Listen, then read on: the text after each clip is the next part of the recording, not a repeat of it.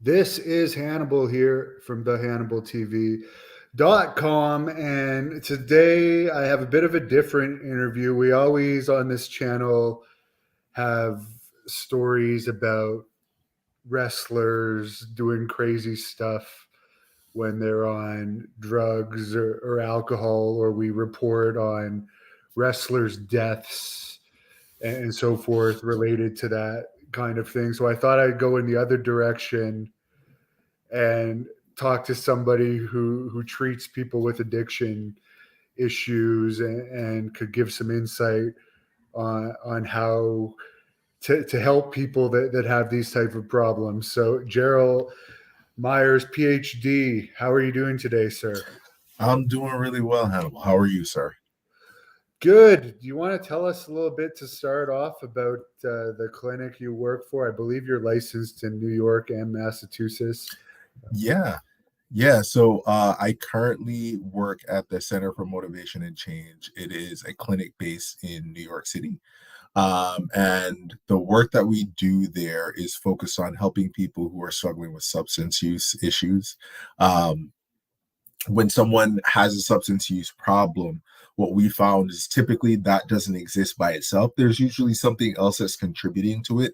And so as a result of that, our goal is also to help the root issues that accompany whatever substance use issues are there.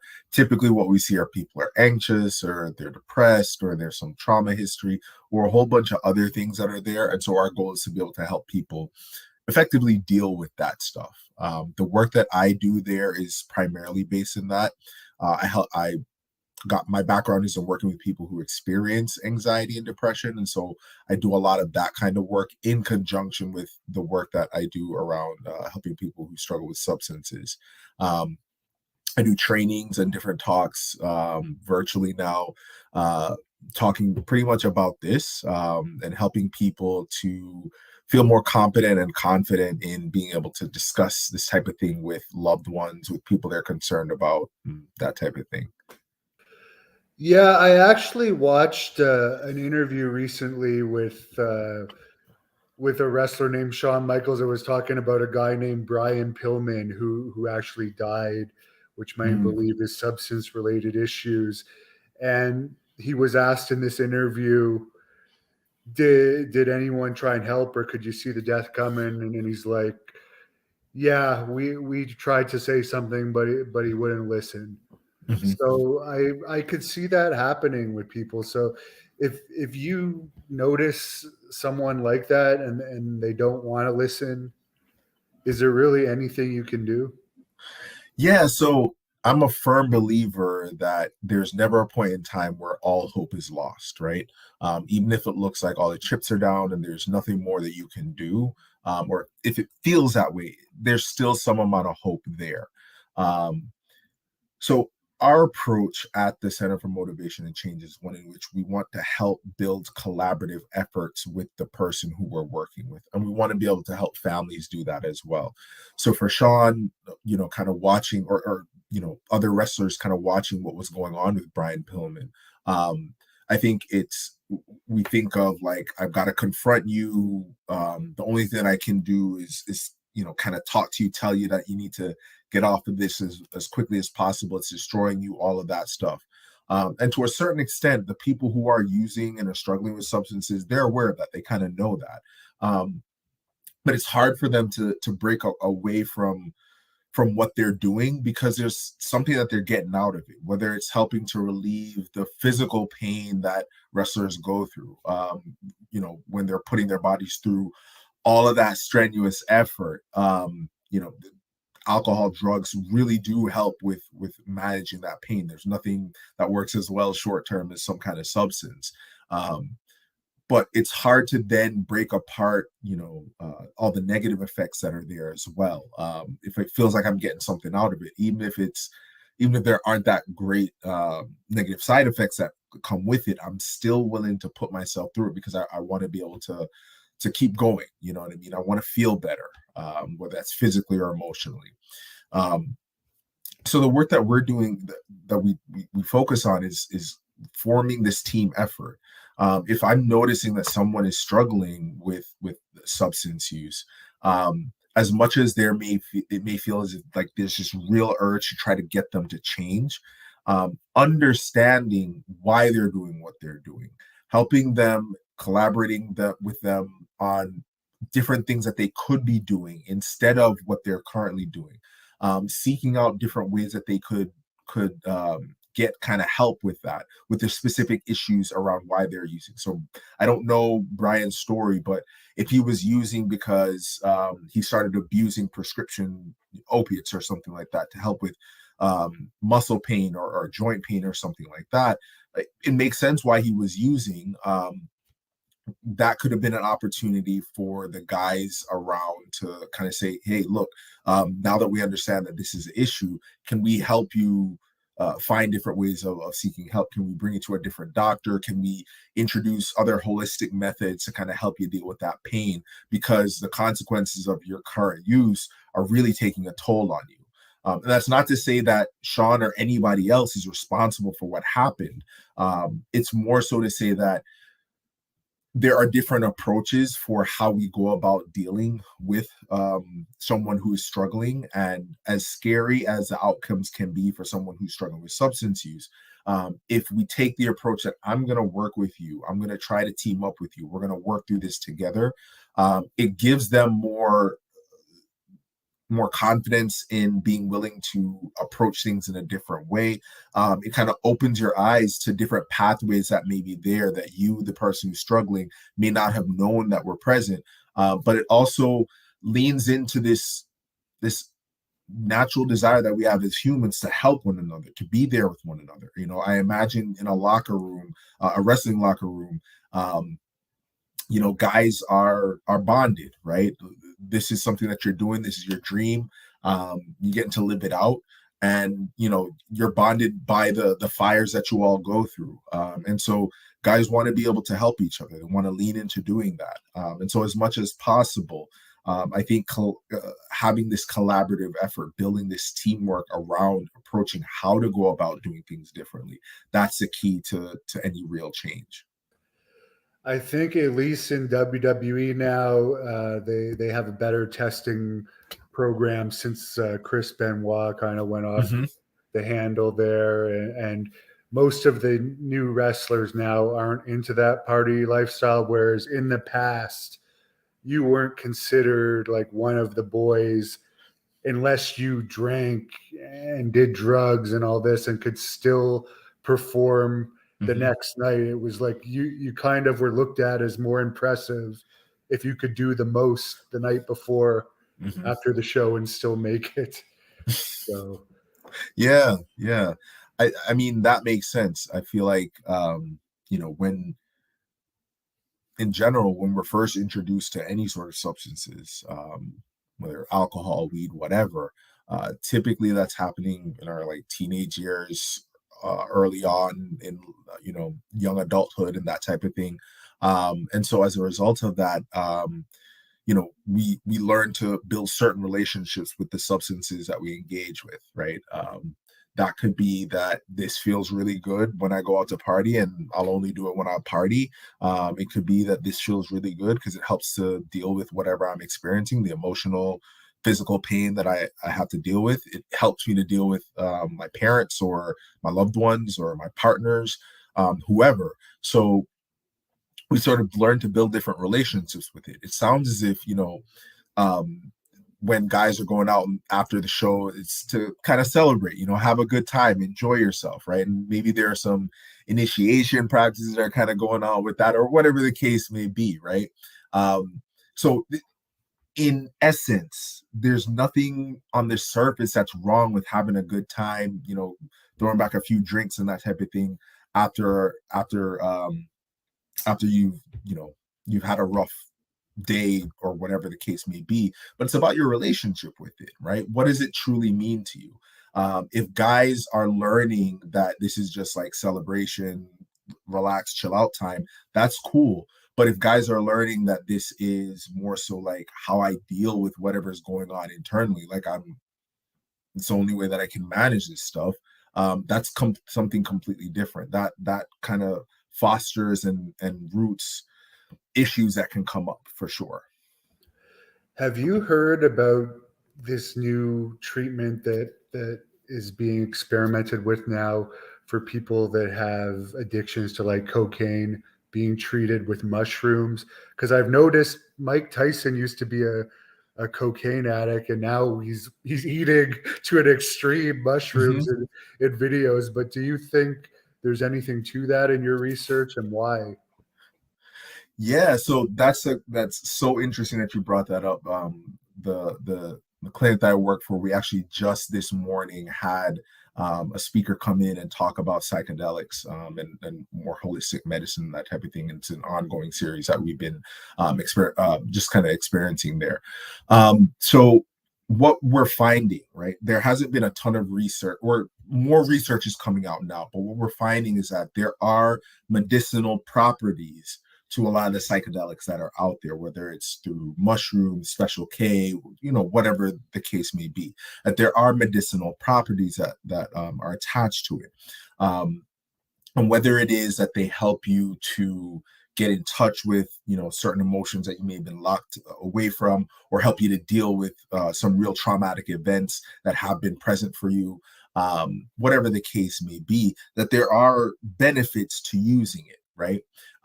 But as with anything, you want to make sure that you're doing so in moderation, right? Too much of a good thing is never good for you.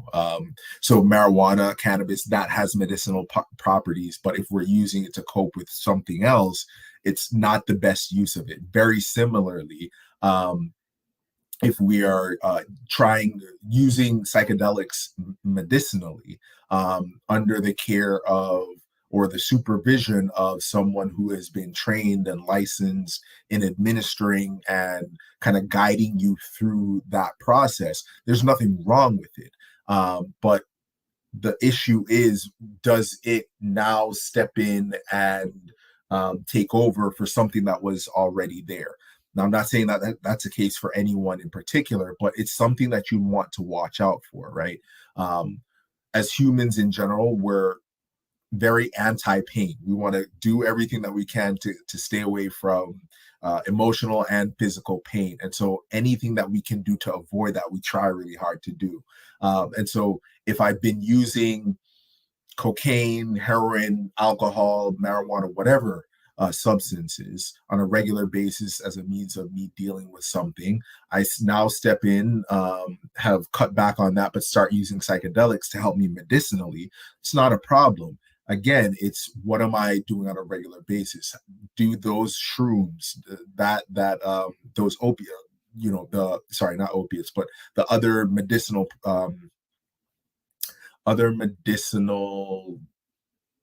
things that are there, the drugs that are there, are they stepping in to help me actually deal with whatever is underlying the use that I had, or is it just kind of stepping in and taking the place of what I was using before? So you want to be careful with that kind of stuff. You want to make sure that you are working with someone who is trained in doing so, as opposed to just kind of going out and doing your own thing. But yeah, there is research out there that shows that this can be really helpful. And I'm no expert in mushrooms, but I understand that people have had bad trips on those and can actually kind of go crazy if they take too much or a bad batch of it or something like that. Yeah. Yeah, so the thing is that with, like, if you grabbed a bottle of Advil, each of those pills has a certain amount of medicine in it, right?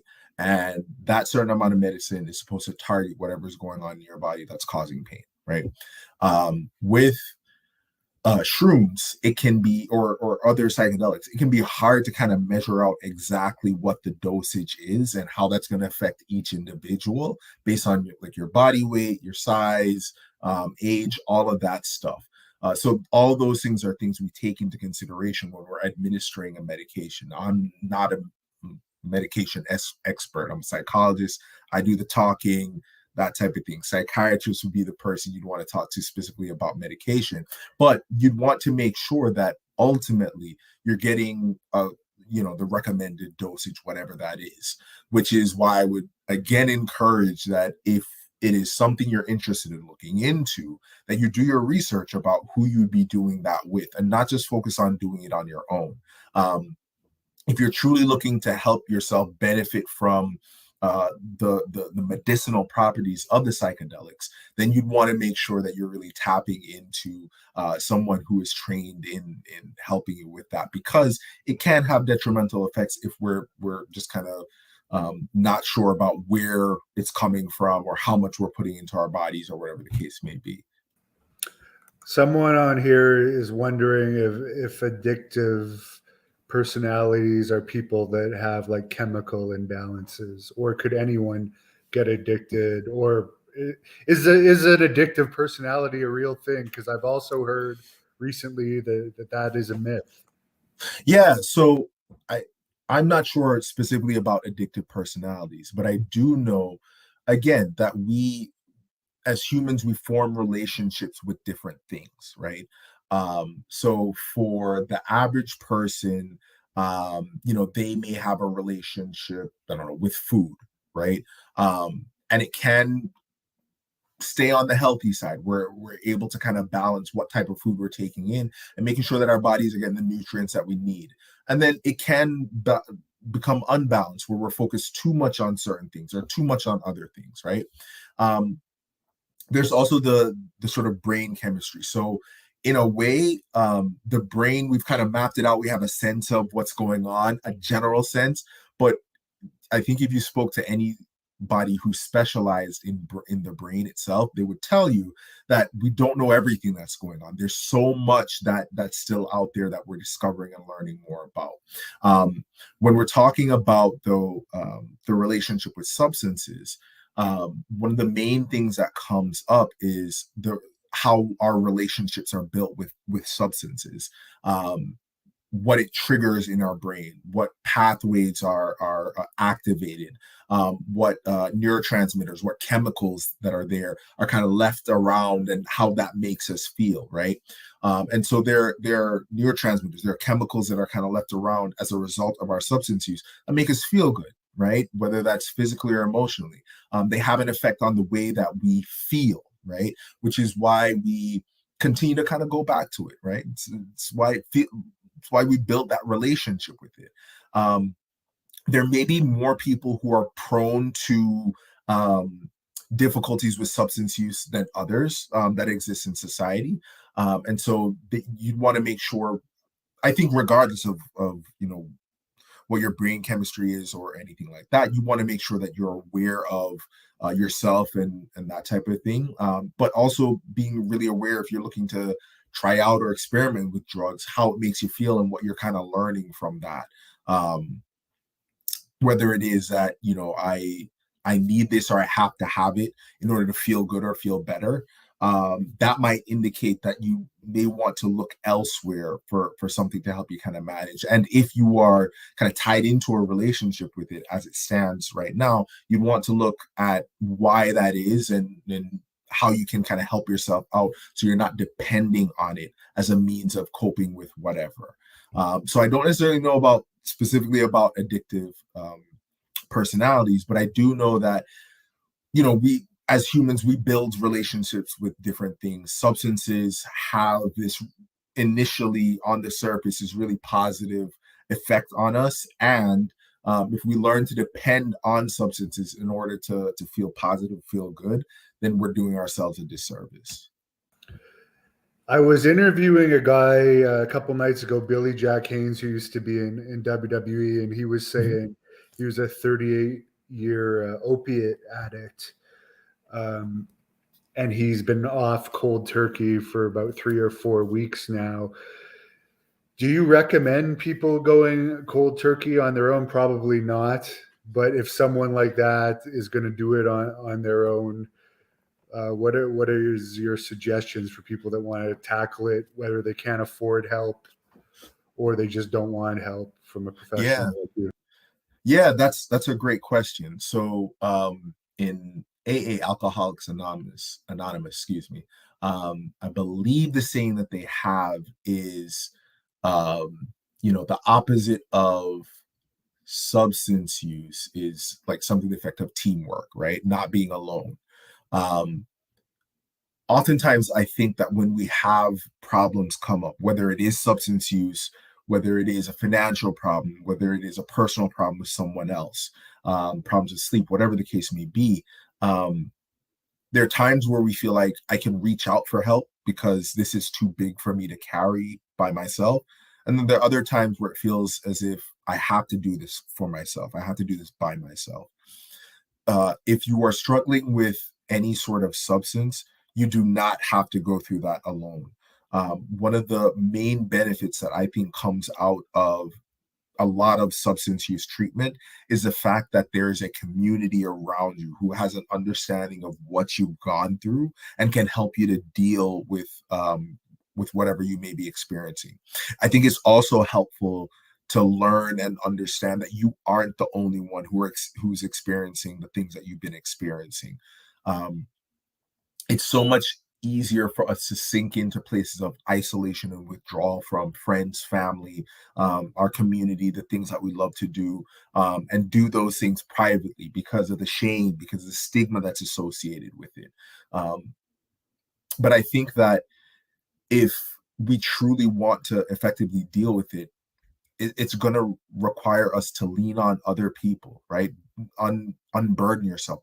You don't have to carry it alone. It doesn't necessarily mean that you have to come in and see me. As a matter of fact, a lot of the trainings that I do and have been doing more recently have been centered around the fact that we want to get information out to community members, to religious leaders, to other professionals, to family members, to whomever is interested in hearing and learning that the skills that we do, the things that I do in my office on a daily basis are things that people can do on a regular basis out in their communities, right? Where we focus on helping people to understand why you've been doing what you've been doing, helping them to feel as if they can take care of themselves and take care of the people around them, and then building up effective communication and reinforcement strategies that'll help um, move people and continue to move people towards doing things in a different way. So ultimately, even if someone didn't want to come into my office, find someone that you trust. Find someone out in your community who's willing to listen to you, who's willing to actually hear what you're saying, and not just listen to respond. Um, and if you notice that there is someone who may be struggling, I would highly encourage, instead of trying to give them the answer to whatever it is that may be going on for them. So you just have to do this, or you just need to do that in order to make a change. I know you have that urge, but I would encourage you to take on the approach of just kind of listening to whatever is going on for them. The more that you understand for yourself, if you're struggling with use, or for other people around you that you may notice may be struggling, the more that you understand what's going on for them, it actually opens up a lot more avenues for what a solution could look like.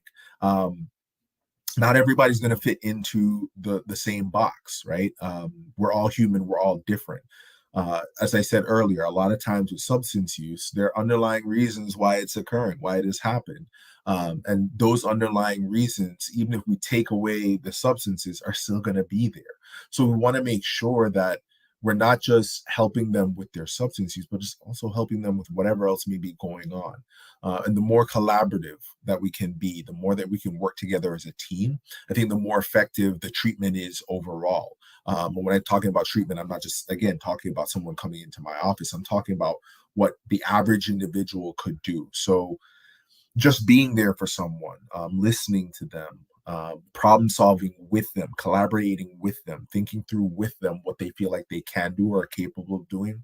Those are the type of things that are invaluable and really go a long way towards helping someone move towards change. And we hear a lot in all sports, not just wrestling, about people that have had a lot of concussions, hockey fighters in particular, to boxers and stuff, having more struggles with addiction than some of the others.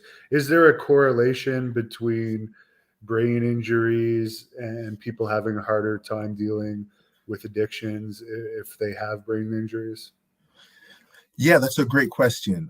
So the research that I've seen, and I won't say that I'm super up to date on everything that's out there, but the research that I have seen shows that there is a correlation, but there isn't necessarily a causation, meaning that one causes the other. I think typically what they're seeing or have seen in the research that I've seen more recently is that the relationship is that a substance use or a substance would occur first that leads to a TBI, traumatic brain injury, which might include a concussion. So usually that would happen, the relationship would happen in that way, substance use and then TBI, as opposed to the other way. And I think there's a lot more research that can be done in that area. And that's probably going on at this point in time. So I don't know that one causes the other, but there probably is a relationship between the two. Anecdotally, I would imagine, again, that if we're learning from early on that substance use of some sort helps me to deal with pain of some sort, whether it's emotional or physical, or it helps me to tolerate things a little bit better, or it numbs me out to certain things, then it makes it more likely that I'm going to continue to use that substance as a means of dealing with whatever I'm going through.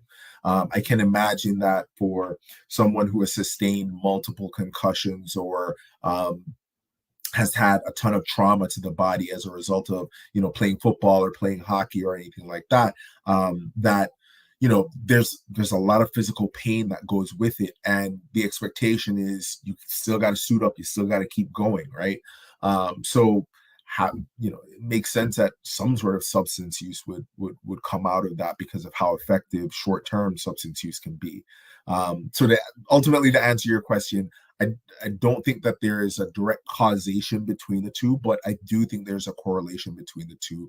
I think there's still more research to be done, but I think that it makes sense that there would be, as a means of just kind of dealing with whatever someone may be going through after experiencing a concussion or any other bodily injury. I know for confidentiality reasons, we probably can't go into details about certain cases, but is there any that you or any person or situation where you really didn't think you'd be able to help someone due to how deep they were into their issues, but they were able to turn around? And if yes, what were some of the strategies? Yeah, that's a great question. So, as I said earlier, I think that what I've learned in this business is that you got to kind of hold out on hope, right? That as dire as things can seem, there could be a turnaround around the corner, and you just don't know. So my job is not necessarily to give up, it's to keep pushing, to work as hard as I can to help this person get to a place where they can be as effective as they want to be, as they lean into their values. Have there been times where things have looked kind of really dangerous? Absolutely. At CMC, we unfortunately have lost patients, have lost people that we've worked with, and it's been heart-wrenching. It's been heartbreaking for us and for the families that we work with. And there have been times where we've seen just amazing turnarounds out of seemingly nowhere, that something just clicked. Um, I won't go into any specific details, but what I will say is that the way that I see the work that we do, it's less about you coming into my office and me saying to you, do this or try that or say something that feels prolific and it just turns your life around. A light switch just goes on and you're like, Eureka, I've got it. And you go about your life differently. I see myself as like a patient farmer. I'm constantly planting seeds and I'm hoping that something will stick. And I think that's been the key to the successes that we've had at CMC, that we are patient farmers. We are providing people with skills. We are patiently waiting around with them. We are working with them as hard as we can. We're helping them deal with whatever it is that may be coming up. We're trying to give them as many resources as possible. In addition to that, we're working with their families to try to give them the skills that they may need in order to help someone. So I think being that patient farmer, planting those seeds, watering it, sticking with it, doing that hard work, I think that's the thing that has been most effective for helping people, regardless of where they are in their journeys. I, funnily enough, I will say that I think the thing that maybe has been most effective in helping people who, even if they're, kind of down in the dumps, and things are not looking so promising, has been, funny enough, daytime television, whether it's like watching Dr. Phil or watching Oprah or Dr. Oz or like whoever. But if I've said something 10 times and then they hear it on one of those daytime television shows or somewhere else in a podcast or something like that, it clicks for them for whatever reason. And then they'll come back into my office and we'll be able to build off of that. But again, that comes back down to just kind of being that patient farmer, really planting seeds, really watering them, really helping, waiting with people and helping them to kind of get over whatever hurdles may be there, understanding that it's not going to happen overnight and that a ton of stuff is going to come up at different points in time, but that our job is to kind of work with you and wait and see what happens. Is there some experience you had when you were younger that made you want to get into this field? So funnily enough, no. I when I was younger, was really big into like solving mysteries and puzzles and that type of thing. Like I always wanted to try to figure things out. So I thought that I might be a detective or something like that, or I don't know, something along those lines. Went to college, had no idea what I wanted to do, and my mom suggested taking, a couple courses in psychology and possibly making that my major. Did that and fell in love with it my junior year, after taking this class called Abnormal Psychology, where you learn about like all the different disorders that someone may be experiencing and that type of thing, and decided to kind of take off with it. I think it still leans into that desire to kind of solve problems and figure things out, because a lot of our work is based on piecing different things together and understanding how someone has gotten to the point where they are today. The things that are kind of keeping that going, I like to think of it as an engine. So, why do you decide to, I don't know, walk out the door a certain way or tie your shoes a certain way? What are the things that you learned in your past that kind of help you to get to this point where this is a regular thing that you're doing? So maybe that's what I really like about it, that led me to this, but definitely nothing in my childhood. I thought I was going to be like an actor or a detective or something like that. Definitely didn't see myself sitting behind a desk talking to people on a regular basis. Well, you seem very happy and motivated. That's got to be hard in your field sometimes, Mhm, seeing some of the situations and watching. I'm sure a lot of your clients deal with daily struggles. mhm. Yeah, for sure. It can be. This work has quite a bit of an emotional load that comes with it. Um, but you know, as much as I prioritize taking care of the people that I work with, I also have to prioritize taking care of myself, making sure that I am somewhat fresh and somewhat ready to go to do whatever needs to be done to take care of the people that I work with. It may mean that sometimes I have to push my boundaries and work a little bit harder or work longer hours or whatever the case may be. But the benefit that comes out of it is seeing someone who feels as if they have much more control over their life, or they're walking and working and living within their values, the things that are important to them. Um, that's the benefit I get out of it. That's the thing that kind of keeps me going. So I'm excited to do this work. It's definitely hard. It's definitely hard. It requires a lot of you, but the you can't deny the benefits that come from it. So I love what I do. Is there any particular street drugs out there right now in 2023 that you see are affecting people more than others, or is it basically a flat line? Obviously, alcohol is probably the easiest to get, so that's probably one of the big ones. But what else is would be up there these days? Yeah. So, alcohol is probably longest running, top of the top, all of that.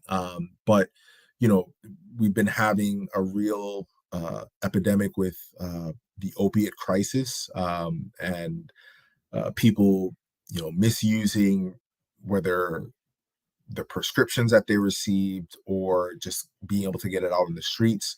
The introduction of fentanyl into those street drugs, and how that affects people, how risky it can be, and how fatal it is. Um, People don't necessarily consider marijuana a drug, but there's much more access to it.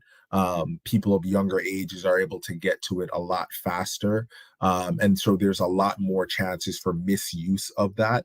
um, Excuse me, I would say throughout the pandemic, what we've seen is that there are a lot of people who are going through a lot of things. And those things were quite possibly hidden by just being able to get out and work and all of that stuff. And once a lot of things were shut down, a lot of emotional and physical things came up for people that they had to try to deal with. I believe the data shared, please don't, if I'm wrong, don't quote me on this. If I'm right, you can go ahead and quote me on it. But that, opiate use went up pretty significantly over the pandemic. I think just because there was more access to it, less time spent doing anything else, because the world was shut down. So I think there's just those things that have been in circulation a whole lot more recently. I won't lie to you, I don't know every single street drug that is out there. I don't know what may be coming up right now, but those are the three that I'm really aware of, and that we're concerned about. You hear about people dying here from fentanyl all the time, and I'm not really familiar with what it is, but it sounds very scary. What is the high people get off of it, and why is it so dangerous? Yeah, so I'm not an expert in fentanyl, but what it is a substance that it, in the correct form, is supposed to be used for anesthesia, so putting you to sleep when you're going into surgery. The amount that they use is very, very, very tiny, because it has really powerful effects once it's inside the body. um, when you have an anesthetic or of that sort, it slows down breathing, it slows down your heart rate, like all of that stuff. It really, really sedates you, it calms you down, brings you down, right?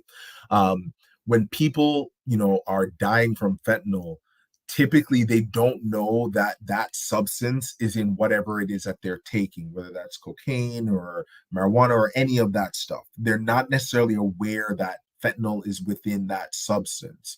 um, and if it takes the tiniest amount to just sedate you, anything more than that can really shut your body down. And I think that's what's happening for a lot of people who are using street drugs, but aren't 100% aware of what what's in those substances. So if you're making the decision to use street drugs, you want to make sure that you're testing that stuff to make sure it doesn't have fentanyl or any other substances in it, that what you're getting is what you're paying for, or what you're asking for. Because ultimately, it can be fatal if you get something in there that you're not really expecting, unfortunately. Yeah, and why would that even be in there? Just because it's cheaper and people trying to rip other people off, or I actually am not 100% sure. I think that people, maybe, I don't know that necessarily that's used to rip people off. I'm sure that may be a factor, but I also think that, like, sometimes it just kind of gets laced in things, for whatever reason, or people may be looking for a higher high, and maybe some of the drug suppliers or street drug suppliers are adding it in for that reason. I'm not really 100% sure on why folks have been adding that in, but it definitely has real dangers that are associated with it. you don't hear as much about crystal meth in Canada as you do in the US, but it seems to be a real problem, particularly in the southern states. Um, what is it exactly? Because I know you said you're not an expert on the contents of these, but it sounds like it's one of the more harsh ones as well. Yeah, so it's what we call it falls into what we call the amphetamine class of drugs, right? So think of it as kind of speeding your body up, right, in a way. Um, Again, it's one of those drugs where if you have the right ingredients, you can kind of cook it up on your own and you're able to use it. It's relatively cheap to do so. So, you, you're kind of able to create your own high as a result of building that amphetamine for yourself. um the danger with it is, again, the dosage, especially if it's homemade. You're not really sure how much you're taking in. um in addition to that, you don't know what it may be cut with, or what other substances may be involved with it. And then in cooking it up, it's also dangerous, because there are a lot of parts that are flammable, can cause explosions, that type of thing. So it can be truly dangerous, both to consume and to cook up for yourself. Sorry, going back, the amphetamine class. So if fentanyl and those type of things kind of slow you down, think of amphetamines as speeding you up, right? So faster heart rate, think of it like you would in the same category as like speed and that type of thing. Yeah, that one sounds like terrible because I've heard and seen on TV stories of people that are like up for like 3 or 4 days on that, and it just seems like it rots your mouth and your teeth and stuff. Doesn't seem very appealing. You mentioned Special K before. I never heard what that is, but you mentioned it in the same breath as mushrooms. Is it something similar to that? It's another one of those psychedelics. It falls into that category. Mind altering in a way that can affect your perspective on things and that type of thing. And the last drug I'll ask you about, just because you hear about these all the time, but this one is one that wrestlers used to have a real issue with, is the oxycodone or Oxycodone, oxycontin. yep. hmm And how is that's compared to heroin all the time? They always say like the legal use of heroin. Why is that so addictive and dangerous? I understand like you could actually die from the withdrawals of that. And could you explain the comparison of heroin to that? Yeah, so it's in the same class family as heroin. The goal of those drugs is to, initially it was used as for pain relief, sedation, that type of thing. So the goal there is to kind of help your body feel better overall, right? For it would make sense for someone who is wrestling um, to you, or someone who is in a contact sport, to use that kind of substance to be able to deal with the pain that you are experiencing, right? So they're same family of drugs. That's why it's compared in the same way. Heroin typically is a cheaper or easier option for people to get, and so they may be more likely to use that as opposed to actually getting a prescription for one of the opiates. But again, the whole purpose of it, sedation, helping your body feel better, feel calmer, numb out from the pain, that type of thing. So it makes sense that folks might want to gain access to that. Yeah, I've heard that it's highly addictive though, and they don't even really recommend prescribing it to people as much anymore Mhm. because they stay on it even after they recover from the injuries. Yeah. It's very easy to get addicted to the side effects of it, right? And the way that it makes you feel. In addition to that, it affects your pain receptors. So it may feel as if you need more of the opiate in order to have the same effects that you used to when you were taking less. Meaning, I may need to take. It feels as if I may need to take more or take the substance more frequently as a means of dealing with the pain that I'm experiencing. So, so it makes sense that people, even after your prescription has run out, makes sense that you may want to stay on it because of the quality of the high that you get from it, as well as the addictive properties that are associated with it. So you mentioned alcohol is the oldest and most common addiction. How do you advise people in general dealing with issues like that, whether it's dealing with wanting it every day or when they have it, they just go overboard?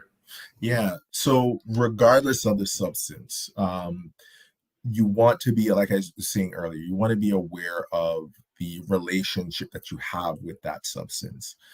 So whether it's alcohol, cannabis, cocaine, heroin, opiates, whatever the case may be, you want to make sure that you are aware of what sort of relationship you're building.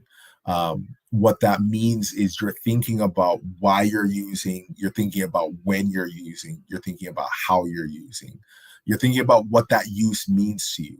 So, if your relationship with alcohol is one in which, on the weekends, you have a couple drinks with your friends or with family members, and that's kind of it. There's nothing else to it. It's just there to have a good time with on the weekends every once in a while. No problem, right? That's not really a big issue. Um, but if you are seeing, and that's again on the surface, there may be cases where that is an issue, but there may be other cases where you're seeing someone who's using drinking on a nightly basis in order to deal with whatever it is that's going on during their day. And if they cannot drink, if they don't have that substance there, then that's a huge problem for them. It doesn't feel like they're able to cope, or it doesn't feel as if they're able to wind down. That indicates that there may be something going on there. It's not 100%, but it indicates that something may be happening, may be going on there. And that's the sort of thing that you want to assess or look at. What would it mean for you to cut back? What would it mean for you not to drink as frequently as you have been? What would it mean for you to kind of take a step back from drinking altogether, right? How might you imagine dealing with maybe a week or a couple days where you decided not to drink? What would that mean for you? So being able to assess that type of thing is really important. It's that important first step. I would say the second step is seeking help.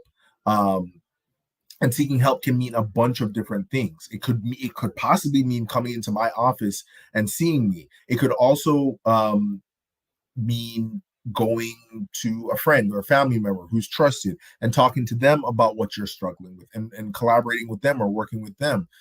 It could mean, if you're into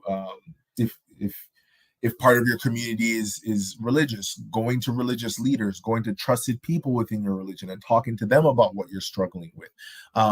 But reaching out to resources that you have around you to discuss whatever it is that may be going on.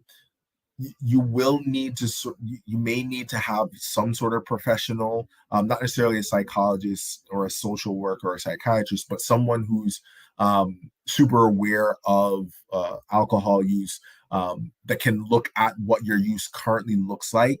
And if you're thinking about going to a detox facility or a rehab facility, help you set up for that. So reaching out to one of those facilities, they'd be able to help assess that type of thing for you. But it's not a simple, two-step process where it's like, just do this or just do that, and that'll help you with your substance use. It's much more that if you're noticing that your relationship with substances is becoming a little dependent, is becoming one in which it's super frequent, then you're certainly going to want to help yourself by not carrying that burden on your own and seeking out help from someone who you trust or someone who's a professional with that. I've heard that there's a process called transcranial magnetic therapy that they use for addictions. Have you heard about this? I think it's one of the newer ones. Yeah, it is one of the newer ones. I think there needs to be more research done on it to truly see the effects. I'm not an expert in the area. I don't know a ton about it. I think that, I think that depending on where you are and what you tried out already, maybe that could be helpful. But again, I'm not an expert in, so I don't know a ton about that. I'm sorry about that.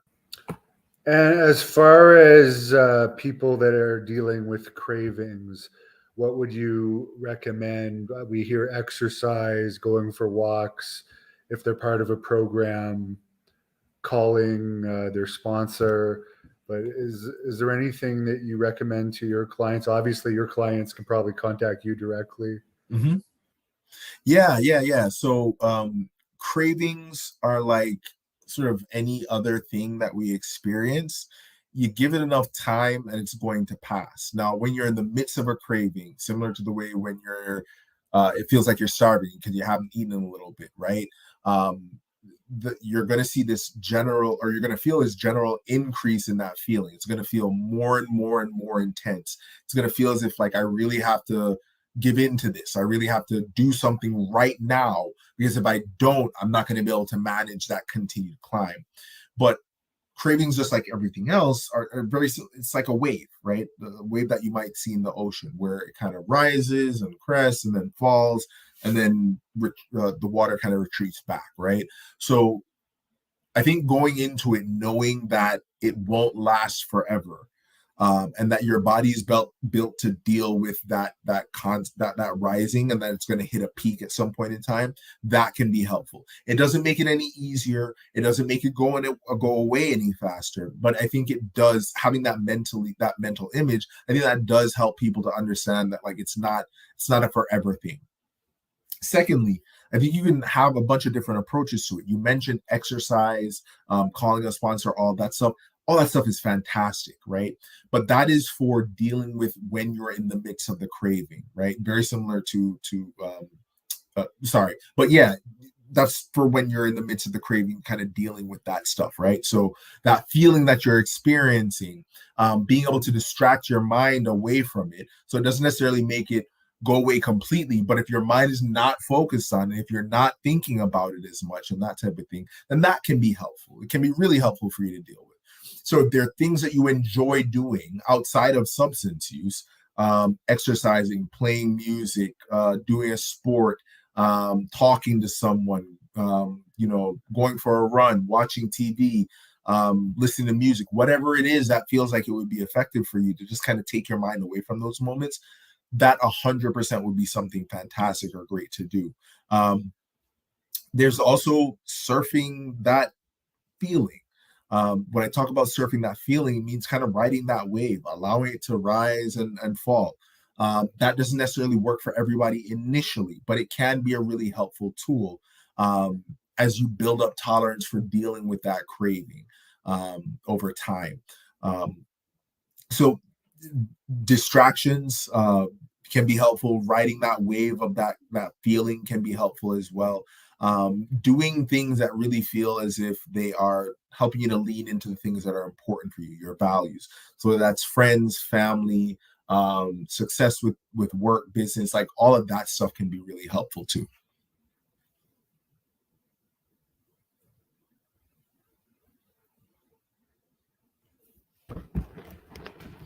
Very good information. And as far as where people can contact you, if they want to get help in New York or Massachusetts, how would they reach out to you? Sure. So I live in the New York City area. I'm able to meet with people and work with people virtually in Massachusetts. So if you're in Massachusetts, you can reach out to my private practice email. It is my name, JarellMyers, PhD, all one word, at gmail.com. If you're interested in the work that I'm doing in New York at the Center for Motivation and Change, you can go to cmc.com, and you can learn more information about the Center for Motivation and Change, and about all the different types of work that we do there, whether it's trauma, anxiety, depression, work with adolescents and young adults, whatever may be coming up, we can be helpful, or we can help guide you in the right direction. So cmc.com would be that site. And then if you're interested in some of the trainings that we do, if you're interested in learning some of the protocols that we use at CMC, you can go to CMC FFC. So that's C as in cat, M as in Mary, C as in cat, F as in front, F as in front, C as in cat.org, cmcffc.org. you can learn more about some of the work that our foundation does. You can sign up for a training if you're interested. We actually have a lunch and learn training coming up starting in April. So you can learn more about some of the work that we do at CMC and apply it in your everyday life for people, for yourself, or for people around you who may be struggling, if that's the case for you. Yeah, because I noticed from the interview I saw with the other woman from CMC, you work a lot with the families as well, which is Absolutely. Absolutely. Yeah. A lot of the work that we do is not just with the individual, with the family. The more that we can help the environment deal, the environment meaning the people around them, all of that, the more that we can help the environment help this person, the better the outcomes are. someone's bringing up a joke about cocaine there, but I noticed now in like 2023, whereas in the past it was one of the more popular drugs, particularly in the 80s. You hear more about the fentanyls now and the opiates. Has use gone down overall for cocaine? I'm not sure what the numbers are right now. I would imagine that since the 80s, maybe there has been a bit of a decrease anecdotally. So I'm not 100% sure. Don't quote me on that. But I would imagine maybe some use has gone down, but it's there's probably like a plateauing, like just a maintenance of whatever cocaine use has looked like, depending on where you are in the country or in the world. So I'm not 100% sure on the numbers, but it's quite possible that maybe there has been some reduction since the 80s. And someone brought up smoking. Do you also deal with, obviously you deal with alcohol? Smoking's another legal one, but it definitely causes a lot of deaths. Oh Is yeah, that oh something yeah, you do? absolutely. Yeah, absolutely. So we treat whether it's alcohol, nicotine, marijuana, whatever the case may be. We the goal is to be able to help people deal with that stuff much more effectively. And if smoking cessation is of interest to you, it's definitely something that we can help out with. Well, I really appreciate your time and sharing some of these techniques with people, and I hope this video helps people out there, either if they're struggling or if they know a friend or family member that is, or just to be informed, because a lot of this is very useful information. And I'll let you close this off with whatever message you want to leave people today. Thank you very much. Thank you so much for having me.